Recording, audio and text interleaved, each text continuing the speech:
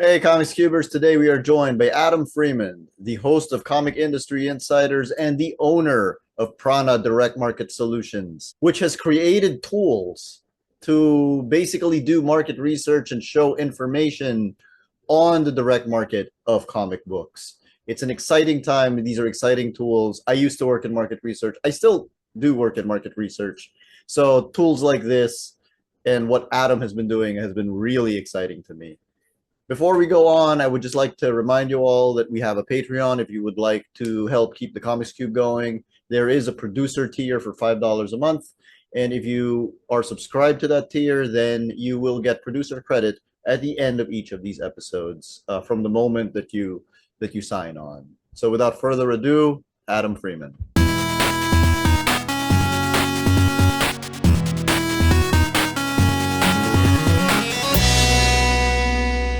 Welcome back to the Comics Cube, and I would like to welcome Mr. Adam Freeman. That is, Hey. Adam is a play on words, like Atom Bomb and Atom Bomb. Yeah, That's right.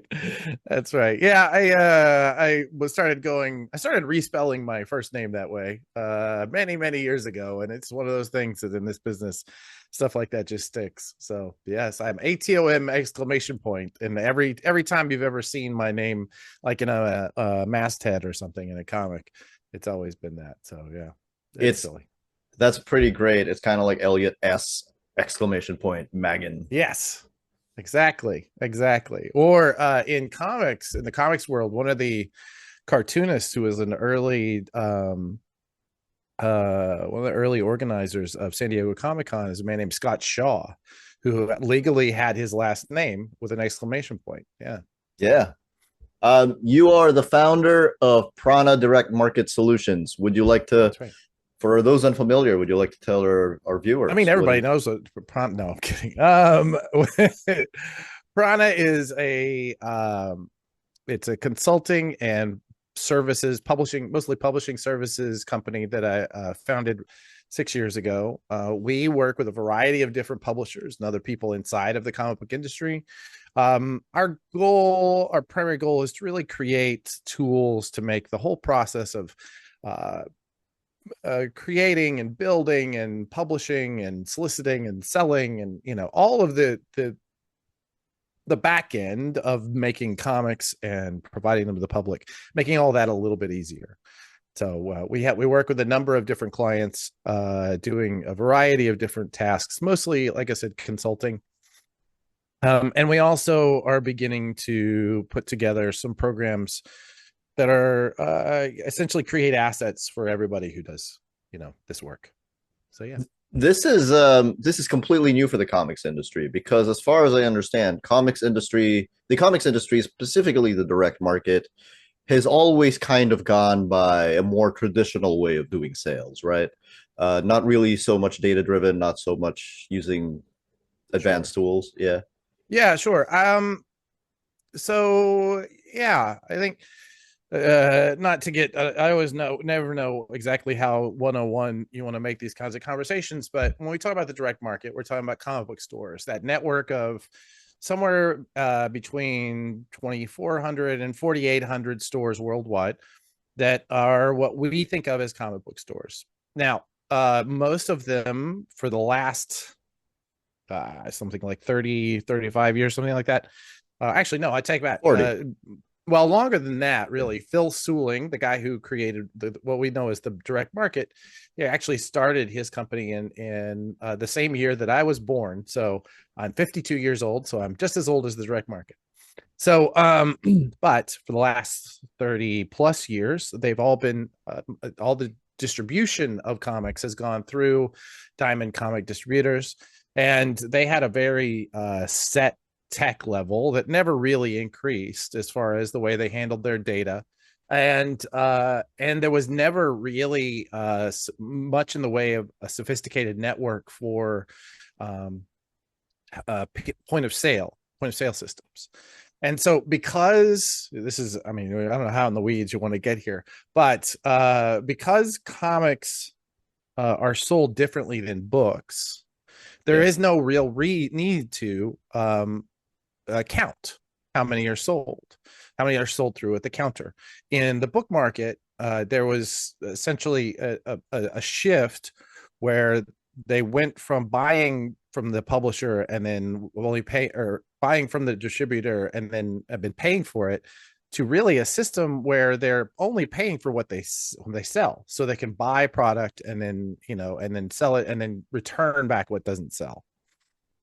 That has never been the case in comic book stores. comic stores. It's always been basically the end buyer, the end of that chain was the comic book retailer. So no one really needed to know what was sold at the register. And so as a result, there's just really not a lot of data. There's the data that was available from Diamond Comics Distribution, and they put out on a monthly basis, they would put out a ranking of what sold for single issue sales. And that ranking was then used by a couple of different companies, namely Comicron and ICV2, they would then extrapolate based on what they knew into what they didn't know. And so they would use that diamond list. They had to essentially trust it and then just fill in the blanks, just based on kind of an algorithm that they ran every month. And it was never 100% accurate. Those of us in publishing, well, every time we would see it, we'd go, I guess it's close, but sometimes it'd be way, way, way off. Yeah. And so one of the things when I founded Prana, one of the problems I wanted to tackle was that issue. And so through a lot of trial and error and relationships and tinkering, I think we're getting really, really close.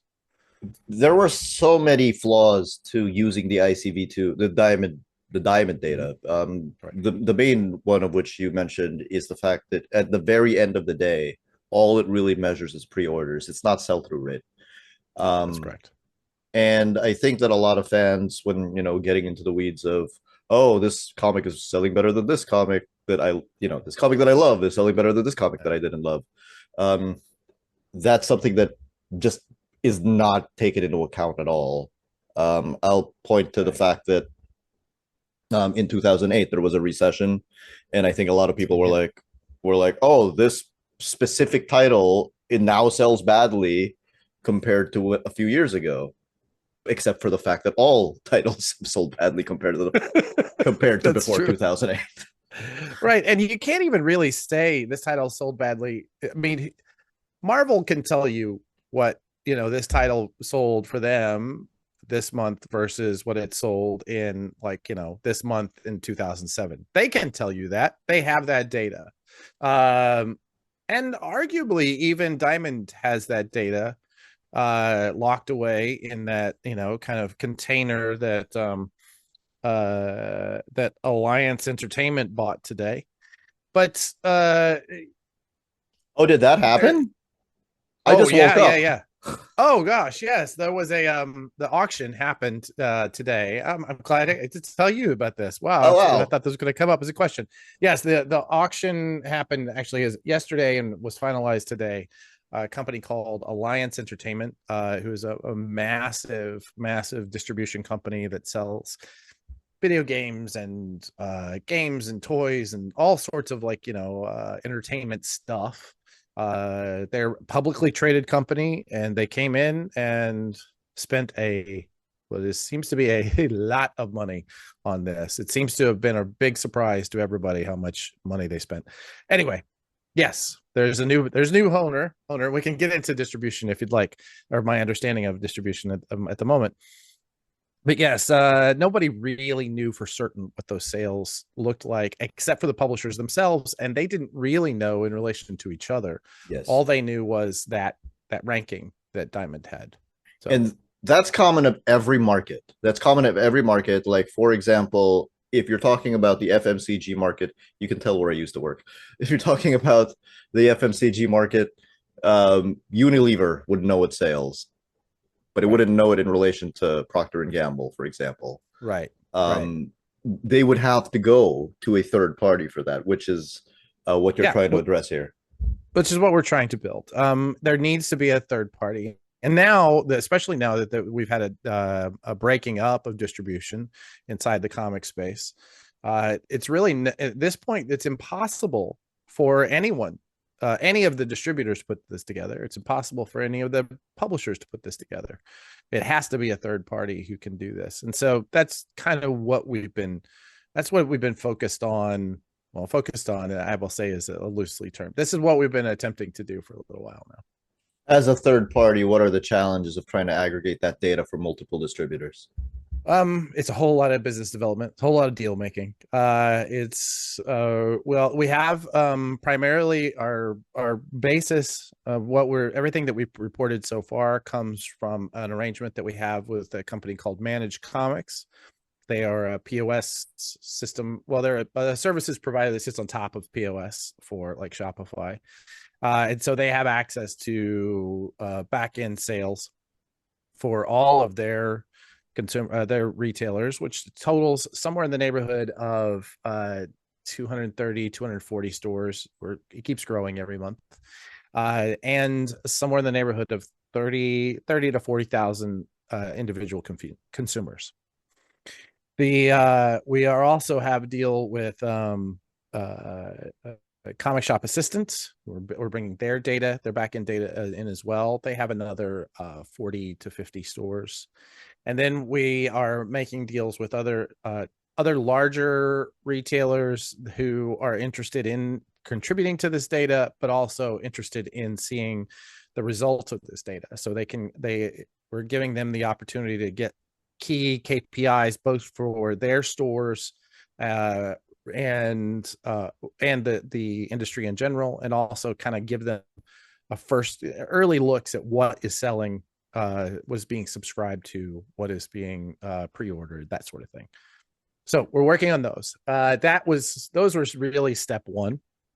Step two is where we're in now, which is to work with the publishers themselves. And if we can get the publishers themselves to contribute data, then we will be able to begin to extrapolate out those lists that you saw that were never accurate, but at least they were the ICV2 and Comicron of estimated sales. And, our work will be not dissimilar to what Comicron and ICV2 were doing, but at least the publishers that are contributing will be accurate. So we'll be at least working from some basis of real information. Right. So what I'm assuming is that you take the point of sale data and then you kind of use the publisher data as a truth set. Would that be the case? Or Exactly. And they feed each other. We're never going to get there's a company inside of one of the companies that you talked about, the third parties that will handle the kind of the sales data you're talking about is they're called Circana now. They've been called the NPD Group, and most people know them as BookScan.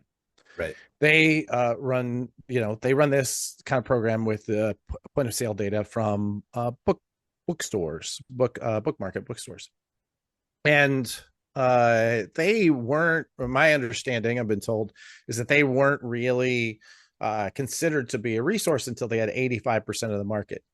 I don't know if it's going to even be possible to get 85% of direct market POS systems. So our goal is to get coverage of that 85% from both directions. So we have the POS data and we have the publisher data. We'll never get 100% of both, but hopefully we'll get a strong enough mesh that we'll be able to be certain about what we're seeing. I would think it's fairly easy to get 85% of bookstore data because, the big chains probably get you a really long way, but comic book stores are small businesses. They are small businesses, and in the bookstores, it became easier when the big chain stores were not even having to pay. Excuse me. They were not even having to pay for the books that they were ordering in, and then essentially getting credit back. They just weren't even paying for the books until it was sold at the POS. So that was what was based on how they were actually buying the product. That is not the case in comic shops. Mm-hmm. Mm-hmm. But and it's made further complicated because while the majority of how do I put this? It's easy to say that the majority of comics retailer stores now have POS systems, right? Right. We believe that is the case. We don't really know that 100%, but someday we might get a little closer to that understanding. it's easy to say that the majority of them do have some sort of POS system. But by one account, I heard that there are 14 different systems that are being used inside of our world. Now, the most common one is something called Comic Suite that Diamond put together, Mhm. and it's just not great software. It was built and it really was not maintained, and it was really kind of sloppily dealt with.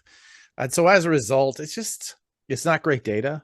I Yeah. will say that I've heard from many stores who move over to new systems who just say, just throw it out. I've got 10 years worth of data in there and I don't even care. I don't trust any of it. And so that's the majority of them is there that we're at this point. I Will we ever be able to capture that? I have my doubts, but we'll keep tinkering with it. We'll keep trying. I have certain theories about how we could, but my guess is more that if we can build these relationships with the more modern software as a service models, that we'll be able to better maintain better data, and eventually they will permeate, like they will get a larger and larger chunk of that market. You talked about 14 different POS systems from which you get your data. So I need to ask, all of these can't possibly be in the same format. No, no. How, how much of time, what percentage of your time goes to data cleaning? Well, I don't do much data cleaning right now. Like I said, we're trying to get our data from more modern systems. At some point we may be able to do that, but what we're um our next steps are to essentially create a uniform reporting format for the stores that are participating that are not on the systems that we have a deal with. The ones that we have a deal with, it's really simple. We ask for it in this format and it goes in, and all of that we then crunch together. Um, the but with the smaller systems, I mean, those kind of homebrew systems and the things that have been, were built back in the, late 80s that have not been supported ever since. There's a couple of them. We're never going to be able to get good data out of them. But, I'm hopeful that those stores will either move over to something more modern, more helpful, more that will actually sell more product for them, or, go out of business. That'd be great. Just lower my percentage of coverage, of non-coverage. Yeah, One of the things that the solutions that you came up with, one of the metrics is the fan confidence rating, that's right. which is a combination of subscriptions and pre-orders. So it's basically Right. how much money is this particular book going to bring in? How did you come up with that Yeah. particular metric, and what was the work done to put that Well, together? so our primary goal in starting this project was not to give a horse race, right? Yeah. It was not to say this publisher's winning, this publisher's losing. Our primary goal is to create a tool that marketers and publishers can use to increase their sales, like to show them what's working and what's not working, and to give them, be able to pull historic data about what does and does not work. So part of the problem that we have is the actual POS point of sale. The point of sale itself is really problematic when you're dealing with single issue comics, just because people handle it in so many different ways. And because comic shops, there is no mass chain for comic shops, there is no one way that they all deal with that data. But if we look at subscriptions and pre-orders, those we have a very strong understanding of, because those are necessary for every retailer if they're going to accurately order the books, and they get really, really particular about how they handle that data. So we've had to we really recognize that this was going to be a key metric to begin with, and it's not just it's only our first metric, right? This is not where we're end all be all. But what it does for us, what it does for me as a marketer, is it tells me what's working. Yeah. If I am seeing early indicators that a book is being pre-ordered, it's being subscribed to, and this is months or even weeks or even months ahead of the actual on sale date, then I know I'm doing my job, right? I'm getting the message out. Consumers are going into stores, are saying, I want this, or the stores themselves are saying, I think this guy's going to want this, right? It's doing that job that is going to be the eventual indicator of actual success, which is the order from the retailer to the publisher. And so, but measuring that has always been difficult. How do you? I mean, that most of us have on speed dial the buyers of the biggest retailers, and we call them and say, "Hey, how are pre-orders looking?" And then we come up with our own understanding and algorithm and trying to figure out, what does that mean? Um, but that's rarely useful, and you can only bother them maybe once an order cycle. You can't really look at them on a regular basis. So my goal here was really to come up with something that we can use to point in the direction of where things are working and where they're not. You mentioned using logarithms to on the data on the Yeah, fan confidence rating, and I assume it was to normalize the data. it was. Because we have so many different stores reporting, we had to come up with a formula to allow us to compare apples to apples from month to month. And so we logarithmically integrate that data in together in order to give us that sort of apples to apples comparison. And it also helps because when people start asking really specific details, I can go, well, I'm not the guy who does that. So, because I didn't pass logarithms, but I do know how to ask it the questions that I want. So, Yeah, it's there to make sure that all of the stores are comparable, right? So it's not completely exactly. weighted by like Midtown, for example. Exactly. We can't we could say at the end of the day, the only thing that really counts is how many copies get sold, right? That's really We all that could really say that, matters. yeah. But in order to get there, we need to know how the population is handling this book. And the population we want to know relative to other books, how is it performing? And that's how we get there. Yeah, yeah. So, when you talk about something like the fan confidence rating, my question is this: the relationship between art and numbers is so Sure. complex. Yeah. Uh, 100%. there's a couple of ways that comic book companies and marketers can go and retailers can go about this, which is they take a look at what works and they lean into what works, or Mm-hmm. they can take a look at what doesn't work and then decide, you know what, we need to push this more, we need to market this more, etc. Right. Do you have any thoughts, concerns, or what is the opposite of concerns? Enthusiasm for Oh, how they're going to approach it, like how they're going to use the data to change the way that they market, or maybe some concerns about how it might, for lack of a better word, hamper their creativity. we have thought a lot about this. One of the examples I can see is once we start getting real data, it's going to affect how creators are evaluated as well, right? Real data is going to allow us to say this creator sells more than this creator, or that's this one gets better subscriptions, this one gets more collectible, exclusive cover sales. We're going to start being able to play that kind of money ball, right? That happens so much in sports. um but should we, right? Should should we? we should we be right should we be evaluating people's creativity based on that? In some cases, I try not to spend too much time worrying about that, because it will limit our ability to find these tools. And I will say that, we're talking about art.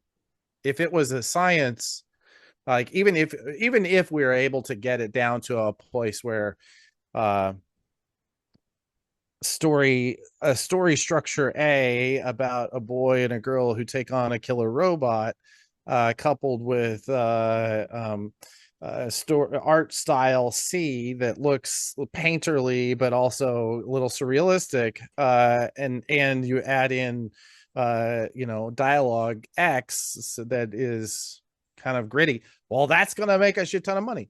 If it was that simple, there would be nothing but Hollywood hits, right? Right. Mm. Getting it back to comics, Robert Kirkman once was asked, like, what makes something like Walking Dead a hit? And he says, if I knew, I'd put out nothing but hits. Why would I spend my time doing anything that wasn't The Walking Dead if I knew how to do that? Part of the problem is that our culture is just not that simple. Culture can't really be defined in that way that we understand. Who knows? Maybe the AI will figure this out, and Adam 15 years from now will be going, oh, he was so naive. Of course we can dial that in. Just ask, ask a comics GPT about, what your, how well your script is going to sell.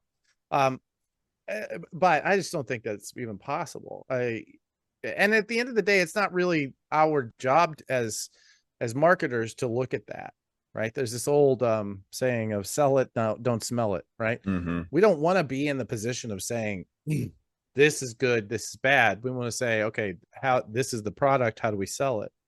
I think that's really our role as marketing and salespeople inside of a culture like comics. Now, of course, that said, we all have theories about what sells and what doesn't, and we're always testing our own theories, and we're all pretty sure that our own cooking tastes the best. So who knows? I cannot imagine getting to that place anytime real soon. You ran the numbers and you found that comics are in a good spot. They are. They really are. And it's funny. This is really interesting conversation going on right now in the culture of comics. And I've spent the last couple weeks on shows like yours and on podcasts like mine, and just in conversations all over the place about where this disconnection has come from. Because on the one side, I mean, we happen to live in a wonderful time now where there are all of people like you and people like me who are creating content online about comics and about the industry of comics, which is great. When I was a young man just getting into this industry, there was a couple of magazines that we could read, and that was really it. Mm-hmm. Maybe there'd be one book every few years, but there wouldn't be this kind of, like, the idea that you could turn on your TV and watch two grown men talk about the industry of comics. That's crazy. Never happened. Never happened.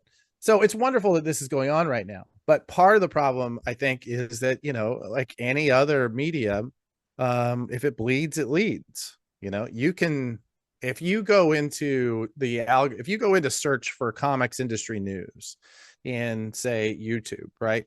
Or even if you're looking at shorts on something like TikTok, if you put in the words comics industry, the next most likely thing is dying.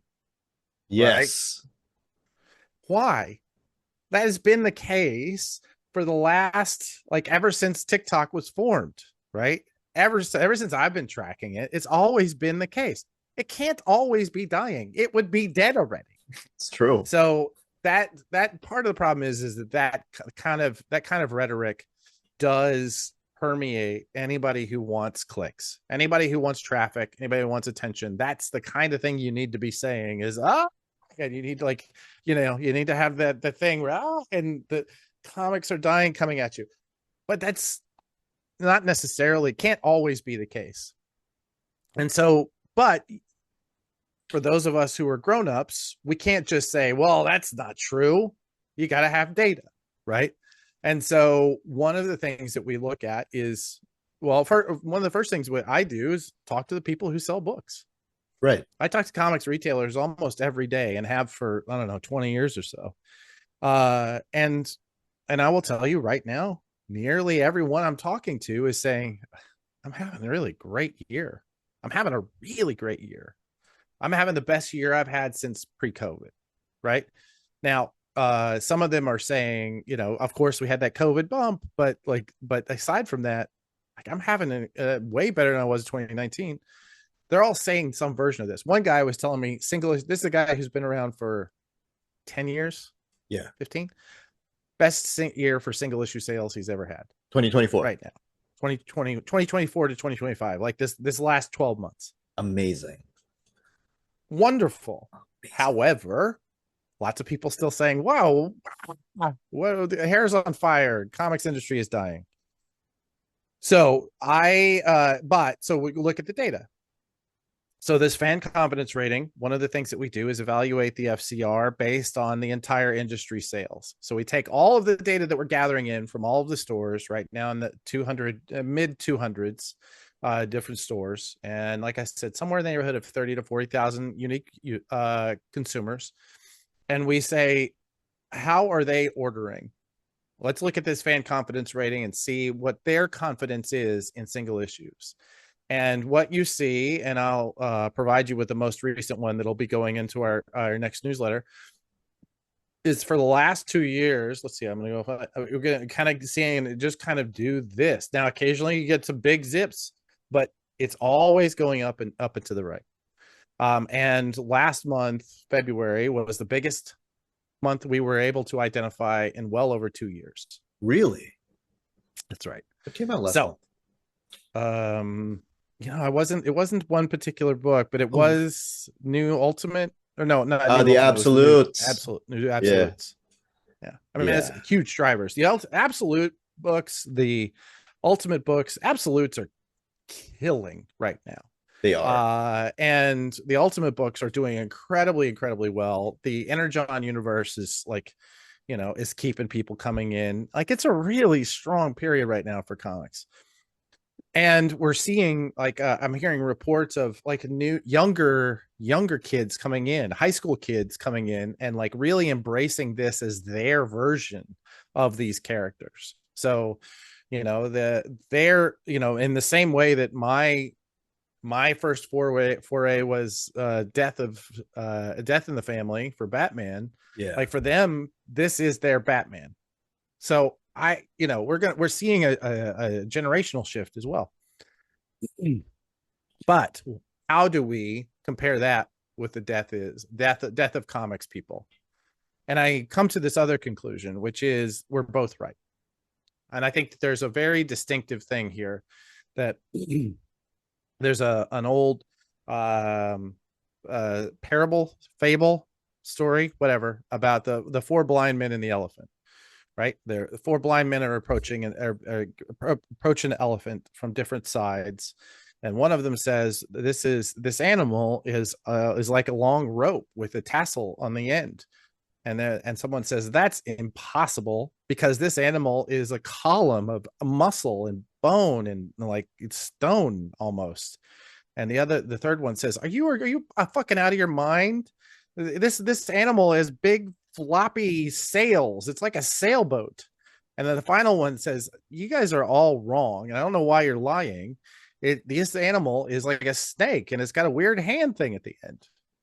Now, what we know is, for truth, is we know what an elephant looks like, because we have seen the whole animal, but none of them did.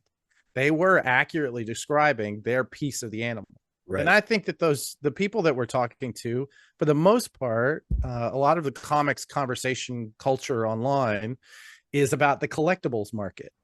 It's about things like Whatnot and exclusive covers and all those other live stream sales and all of the really collectibles focused sales, convention sales, right? That's where a lot of the attention has gone and has, kind of developed online. The YouTube channels are mostly about that kind of thing. And so when they say things are dying, I think they're right. I think they are seeing a real slowdown in the collectibles market. But that is not mirrored in what we can call the content market, right? The people who are really just focused in on buying comics for entertainment. So that's it. That's my TED talk about why comics are not dying. It's a sobering realization, having done this podcast for 5 years, that I don't I realize I don't really look at comics the same way a lot of fans do because I Right. do think a lot of fans say comics and what they really mean is collectibles. They're Yeah. talking about IP that originated from comics or may have comics, merchandise that is related to that, and all of that. I just like comics, man. Well, and you go to any comics convention, right? Come to New York Comic Con, Yeah, and you walk in there, and there's going to be 100,000 people, and many of those people say, "Absolutely, I'm a comics fan." And you talk to them about what comics they're reading, and they're not, or maybe they did when they were a kid, but they just really like putting on the they like the culture, yeah, right? They like the trappings, and they love bringing their kids to this thing that is happens once a year. It's a circus, absolutely. and Why wouldn't you? Yeah, yeah, exactly. And I don't want to take away from them. Let them be comics fans too. That's fine. You know who else is a comics fan? Somebody who opens webtoons every day, but never goes absolutely. to a comic shop. You know who else is a comics fan? Somebody who buys Dogman from Barnes and Noble, but never goes into a comic shop, never looks at webtoons, never buys a collectible. Those people are also comics fans.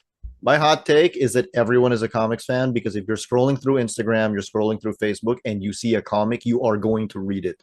It's more effort. Yeah. It's Yeah. more effort to skip it than to not read it. I mean, sorry, it's Dude, more I'm effort to adding skip it that than to bit. read it, right? That's totally going into my little TED talk about the elephant. That's great. Yeah. Of course, none of those are for sale, so Yeah. that's Well, so that's a different well, market as well. it's all for sale, buddy. It's just that you're the one being sold. That's what it is. That's depressing. Um, Yeah. Welcome to the yeah. world. Yeah. What else are you like looking to do to kind of innovate within the Oh direct market? gosh. I've always got a bunch of irons in the fire. I'm trying to think of what it is that we can talk about. The couple, of course, as with anybody who innovates in a or tries new things. I don't want to say I innovate anything. I mostly just put together ideas from outside and see if they stick here. Um, you know, I just think that there need to be better tools for small publishers. I think that Yes. one of the really brilliant things about comics, about selling comics into the direct market specifically, right, is that you can build an entertainment brand here for not a lot of money. Now, a lot of people really feel like they should be able to make a profit here, and they absolutely should, and some people do, but for the most part, it's really difficult to make any money here. It is really cheap though to build a brand here. And you can do that, and you can use the sales that you get here in order to create new intellectual property, to create new IP, and then sell that elsewhere, or just give yourself proof of concept that this idea of yours works. Right. Um, so I think that anytime we can create tools for that, I'm really excited. I will say that we do work with really specific publishers. Oh, one of the things actually I do work. I don't have any here. I usually do. I can show you a copy normally. Oh well. I work with a company called ZCN, or Zdarsco, which is run by Chip Zdarsky, who is a writer of comics. And he started this little newsletter that he started sending out to comic shops. And then he started taking ads for it. And he found me because he needed a business manager. And so one of the things I do is I sell ads for ZCN, which is this little a pamphlet magazine size thing that comes, not that magazine, it's really comic size, but it goes out 16 pages, goes into comic shops every month, and has features on selling comics. Right, it features on comics themselves. Now, a lot of them have to do with Chip's comics because it's his magazine. It's got his name on it, but it, or friends of his. But it goes into stores. It's free for consumers generally. It's very cheap for retailers. It's like a dime a piece for retailers. And really, we're just trying to create a tool that will sell comics in comic shops. We have that coming out monthly, and I'm sure there's a new issue on sale somewhere near you. We also are working with a company called Recca Publishing, or Recca Comics.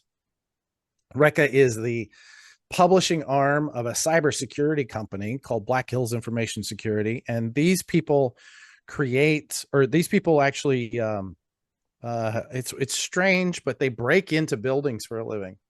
Like they're called penetration testers. So they will find ways into your security system before the hackers do, Okay. and teach you how to fill those holes.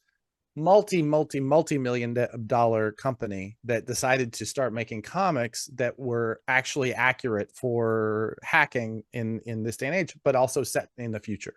So it's this really incredible story about these what are known as white hat hackers, so ethical hackers in the future who are trying to save the universe from people who are really trying to take it down. And it's a heist movie every month, right? It's Right. essentially every single, and so we have a series that's starting in May, written by Fred Van Lente, illustrated by Ennio Buffi and a bunch of other artists that we have on the interiors. And like we have an incredible roster of cover artists that's starting with Jay Lee and Matt Hollingsworth, and I don't know, we have Mike Allred, we have Paul Pope, we have an incredible lineup of cover artists. So that's coming to shops in May. And then That's pretty cool. I do a couple different things for Prana. Content wise, we have a podcast called Comic Industry Insiders, where I get to talk to people behind the scenes of the comic book industry and learn from them and kind of learn about them and who they are as people, but also what drives them and what makes what they do in comics work. And the goal is to try and learn something for your business or career in comics. We post that every month, actually every week, every Tuesday, excuse me, both on YouTube and wherever your finer podcasts are found. And I also do we're just starting a weekly newsletter called The Bullet, where I essentially just kind of run down what are the highlights of that week in the comics industry. And I share the pre-order data that we're just talking about, the FCR data. You share that for free? I do a version of it. Yeah. There's a lot more data you can get if you participate and or pay. If you're a client and or you participate in the data mining collection. So Spoken like a true biz dev person. Listen, man, I would do the same thing. I live in Brooklyn. You got to pay rent somehow. I know. You know what I'm saying? I do in fact do the same thing. But here's my last question. Sure. You mentioned controlling for the size of retailers in the data. Is there anything else you control for? Like, for example, publisher size, characters, maybe? Because I'm assuming characters are a huge driver.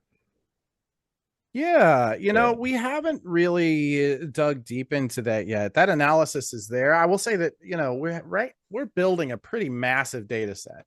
Yeah. And as you know, one of the real challenges when you have this kind of database is, what do you ask it? Right? Yeah. Because you can dig in and you can ask it different questions in different ways, on an almost infinite amount. So it really is about, like, what are the things that are interesting. We haven't really dug into yet, like what character types drive sales or that sort of thing. I could definitely see us getting to a place where we would do that. But for now, it's really just been the real basics of, this is how this one's performing and this is what they did, right? That's really been the most of what we're doing. But I have every confidence that eventually we're going to get to a place where we have, intense dashboards where you can ask, you can be looking up how everything is performing in lots of different ways. How much more would my sales go up if I put Batman in here? Yes, exactly. I have zero problem believing that at some point we're going to have a Batman. Actually, what's funny is that going back, the Diamond data that we're talking about, that list was originally, the conceit of that original list was that it was designed for retailers. and it was designed for a retailer who was just beginning to order comics but didn't know how. So they created this list, and they essentially gave you a percentage of plus or minus Batman. So the idea was, if you know how many copies of Batman you're going to order that month, you can just plug that in, and then you just order everything else. Now, any retailer who did this immediately lost money in their first month because they were just way overstocked on too much. But yeah, it was the Batman algorithm is always going to be with us. That's for sure. The Batman index. To close us off, would you like to talk about the new metric, the retailer confidence rating? That is coming. I will tell you, our future plans are, we started with the fan confidence rating. Our goal for the next round, we'll see, this year is going to be a really exciting year with all the people that are coming on board. My goal is to be able to do next is the retailer confidence rating, meaning here's what the fans ordered. Now here's what retailers ordered on top of that, right? So how am I communicating as a publisher? How am I communicating to that retailer? And then the goal is to get into sell through, right? So we're talking about sell in, right? Meaning we're selling to the stores, and then sell through, what sells to the consumers. So we know what they pre-ordered. We know what the retailers took a bet on after that. So how did that pan out when we actually went through the register? We're going to have much better data sets in order to get to a place where I'm really confident about sell through. I know this because I've worked with another POS company that we felt confident that we knew what we were doing. We did not know what we were doing. There was just not enough data there. You have to really have quite a bit before you can get to that place. But I have every confidence that we will, because this is kind of building like a snowball. So yeah. Awesome. Thank you, Adam. Thank you. Good luck. Really wonderful. This has been great. I'm so glad to talk about data. Listen, anytime a comic book nerd who's actually a data nerd gets to talk about the data of comics, oh man, you should just, it's the best day. I've been waiting for something like this for a long time. So well, we built it just for you. It's coming. Oh, thank you. I can't wait to come back on, and we can talk about what the next wave of data is going to look like, when that becomes available. That'll be fun. Thanks so much, Adam. Take care. Thank you.